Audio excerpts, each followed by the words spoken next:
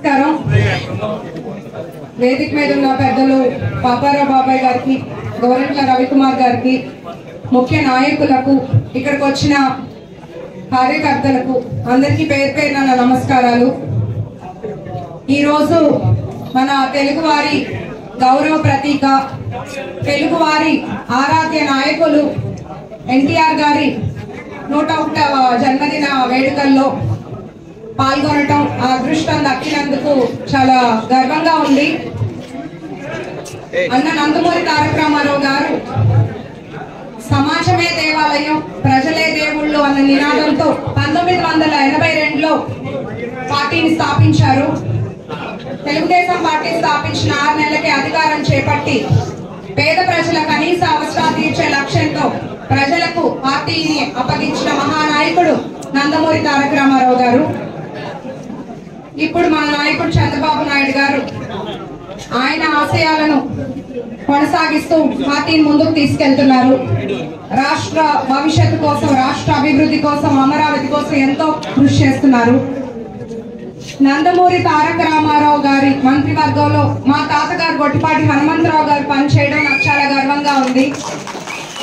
మా తాతగారు మా చిన్నతనంలో చెప్పేవాళ్ళు, నందమూరి తారక రామారావు గారు అంటే ఒక క్రమశిక్షణ, ఆయన అంటే ఒక గౌరవం, ఆయన్ని ప్రజలు నాయకుడిలా కాకుండా ఒక దేవుడిలాగా ఆరాధించేవారు అని.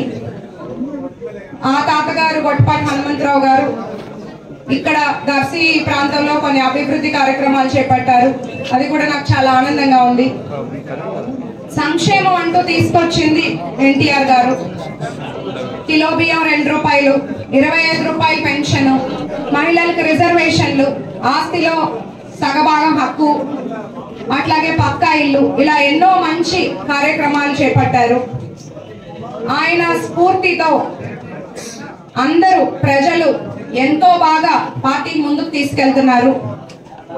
మన ఎన్నికల్లో కూడా ప్రతి ఒక్కళ్ళు ఎంతో కష్టపడి పనిచేశారు. ప్రతి నాయకులు, ప్రతి కార్యకర్తలు చాలా కష్టపడ్డారు నా విజయం కోసం. మేము కష్టపడ్డాం, మీరందరూ ఎంతో కష్టపడ్డారు. నేను అది ఎప్పుడు గుర్తు పెట్టుకుంటాను, ఎప్పుడు మీ అందరికీ రుణపడి ఉంటాను. ఆయన ఆశయాలతో అందరం మనం పార్టీ అభివృద్ధికి పాటుపడదాము. ఈ ఎన్నికల్లో మనం గెలుస్తున్నాము.